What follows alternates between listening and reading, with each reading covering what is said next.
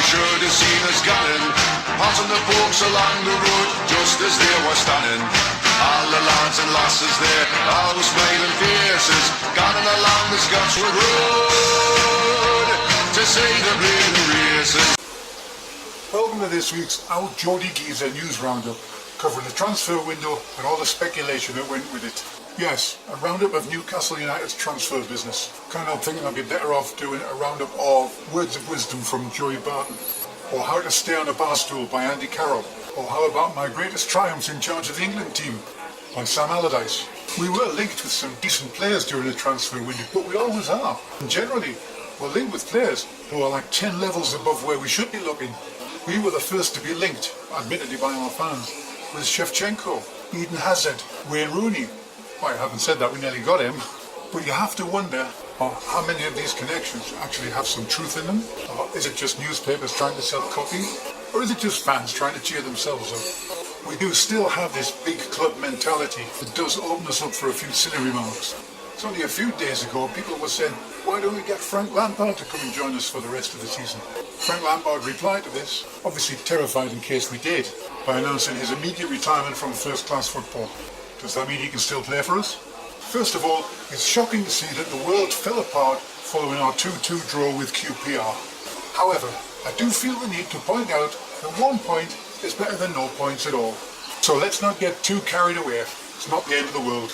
Next, it really is disappointing to see that the #NUFC feed seems to have disappeared completely and been replaced by a never-ending stream of gossiping schoolgirls bitching about Mike Ashley and Graham Carr again. I'll tell you now, if anything was ever going to persuade Rafa Benitez that it's time to go already, this would be it. Constant moaning about his club and his management. Come on lads, quit the bitching, get behind the manager. So here we are, into February, transfer window's closed. Hearts have been broken, and the only thing resembling progress with the club is we've possibly managed to get a couple of million a year off the wage bill. Well, that's not too bad. I say possibly, because you never know with Czech Teoti. Personally, I won't believe he's gone until I see some Chinese ref on telly waving a red card at him. So we didn't get anybody in during the transfer window? Are we bothered? Really? I don't think so. Before any talk of the transfer window, we weren't bothered. We had a team that was cruising. We were top of the league. We had no problems. Yet suddenly, it's the end of the world. What I do find rather amusing is the fact that it's the same people who were saying how easy the league was before the transfer window who are now complaining because we haven't brought anybody in. How does that work? So this is what all the talk's been about.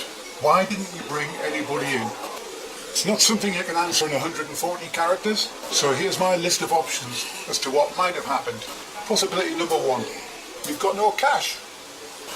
Well, I found that one hard to consider to begin with. What with parachute payments, all our fantastic profits, transfer money, you know, the Sissoko dosh.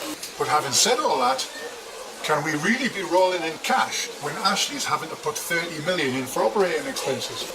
That would really suggest we haven't got millions lying around. I'm sure some of you would like Ashley actually listed as a cause in this, as a possibility as to why we didn't get anybody in. But he fits nicely anywhere into this category. No cash available. Possibility number 2, the right players just weren't available. Well, that has to be a load of shite, doesn't it? And I can say that confidently because we all know that right up to the window closing, Rafa was telling us deals were being made. So if deals are being made and we're talking to clubs, the players are available. So that's number 2, out the window. Possibility number 3, and this is the one that most reasonable, sensible people will go with, a mutually acceptable deal could not be agreed. Now, under normal circumstances, I would have gone with that one.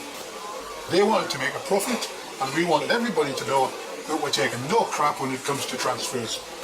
After all, you pay over the odds now with Palace, and come summer, when you're spending big money, that's just the go-ahead for the other teams to take a piss. Now you can see why we wouldn't want to pay over the odds. I mean, it's only 6 months since we got rid of it. They paid 13 million for him. So our lads are sitting here going, 15 million? An extra 2 million for a player who couldn't make the bench? Now that is taking the water. And don't forget, there's an agent sitting in the corner who wants a couple of million out of this as well. But it's also understandable from their side. They had all the power. They're sitting there saying, do you want to buy this player? And we're going, well, no, not really. We actually want to borrow him. Okay, you want to borrow him, no problem. 2 million to the end of the season. But if we don't go up, we want to give him back. No, that's not going to work. Whether or not you go up, you rent him to the end of the season and you pay 13 million for him at the end of the season. Now, we don't really want to do that. Well, that's no problem. That's the terms of the deal. If you want it, that's what you pay. And I think we really didn't want it that desperately. Not 15 million quid desperate. Now we come to possibility number 4. Nobody's talking about it, but this is my favourite. Fat Sam was just stringing us along. Don't forget, in 2008, Ashley binned Sam only 7 months into a 3-year contract and replaced him with Keegan, who stayed all of 20 minutes. Then, in addition to that, Rafa and Sam have had a long-running feud, and Rafa hasn't been too complimentary, saying some pretty nasty personal things about Sam. Then, of course, you add into the mix that Sam saved Sunderland from going down and we went down instead. So there's got to be a bit of friction in there somewhere. Now, I'm not saying that Sam's one to hold a grudge, but what a perfect opportunity for some up-yorsmanship from Sam. All topped off by Sam taking Townsend with him down to Bournemouth and putting him in the team hours before the end of the transfer window. Now, that was a bit of a giveaway. That's not the kind of behaviour of a manager who's about to sell one of his assets. Now, a lot of fans were saying, well, just pay the 15 million, we need him. But that's quite a hefty gamble, 15 million quid on a player who's on 60,000 a week and we could still be stuck with at the end of the season in the Championship if all goes wrong. Has there been any interference from Ashley? These days, the papers are just kicking out constant interference, and there's nothing more substantial than a single report saying there was a meeting and Ashley wanted to go back to his old ways and he was bringing Graham Carr back in, and that was based entirely on Graham Carr being seen in the crowd with him. The rest of it is all pretty much Olympic Games standard jump into conclusions. We have to remember that these papers are trying to make a living, and as such, they'll print anything. Their news is about as reliable as my old Capri. Has Ashley given Charlie a spending limit? Well, of course he has. There's not an owner out there that doesn't put a limit on how much their team can spend. Go back to what I mentioned earlier about how before the transfer window, all the fans were saying what an easy league it was and how we were going to walk it. So based on that, why would Ashley approve spending 15 million on a player that, according to the fans, we don't need? It's all back to Ashley being a businessman first and an owner second. His aim is to get back into the Prem and get his hands on all that lovely television money. He doesn't really care if we win the Championship or if we come second. He doesn't care if we get there via the playoffs or via the Metro. He doesn't give a toss. He just wants to get there. I seem to remember a lot was said when Rafa agreed to stay about how he wouldn't take any shit from Ashley. If that's the case, then we can be pretty sure that if Rafa stays, Ashley wasn't the problem. Rafa would have known in the summer exactly how much money he had to spend. Now he could spend it all in the summer and set the team up to get out of the Championship, or he could spend some of it and then wait and see what happens and spend again during Christmas. So the sensible thing for Rafa to do is to spend his money in the summer and make sure that when Christmas comes around, we're up the top, which is what he's done. So if lack of cash was the issue, Rafa knew about it, and he's just going to have to get on with it. It was a bit disappointing to see Rafa standing up there saying, it's not my fault. That kind of goes against all of the everybody standing together, one club type of thing. And all that does is push the animosity further up the chain. Don't forget, this is Rafa. This is the man who went to Real Madrid and fell out with the board because they tried to make him play with the players he had rather than the players he wanted. Put in the basic language, he's not going to be taking shit from anybody. And while that's nice to see, nothing's going to split the team and the club up quicker than that. Anyway, moving on. I see Tim Krul has hopped across to another team in the Netherlands. He was hoping getting the first team football he wasn't getting at Ajax. Not a bad deal for him. Another 6 months in his homeland. Not having to worry about standing behind Darlow, Elliott and Sells. And with a bit of luck, once he's back in shape and sharpened up, he'll be back with us again next year in his rightful position, number 1.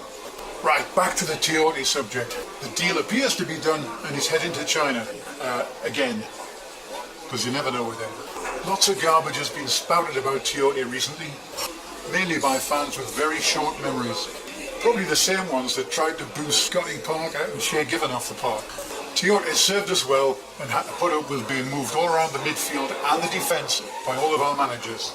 Poor lad's had his game changed so many times he's got no idea where he's coming from. There was a time when he was allowed to play his own game and he was brilliant, and then he got pardewed, he got moved into a different position, told to rein it in a bit, take it easy, think of sensible passes, and then his whole game went to crap. Seriously, who can blame him for wanting to move on and actually play football and get back in with a chance again of playing for his national side? Townsend was slated for jumping ship as soon as we were relegated. Teoria was slated for not jumping ship. The fans actually saying he should get out of here. You just can't win with some people, can you? Well, farewell Teoria. Hope it all goes well in China. And when you get there, I hope they don't move you to a different position and try and make you play like Hoddle or Gaza. I also hope that once you've gone, you're remembered for things like that game against Man United when you completely controlled the midfield. Or even better, that superb goal against Arsenal bringing us back from 4-0 to 4-4. Rather that than all this rubbish that's being talked about how you turned crap and became a parasite. Let's face it, they wouldn't be paying you stupid money to go to China if you were that bad. Well, that's the rain stopped, so time to sup up and take a walk back home.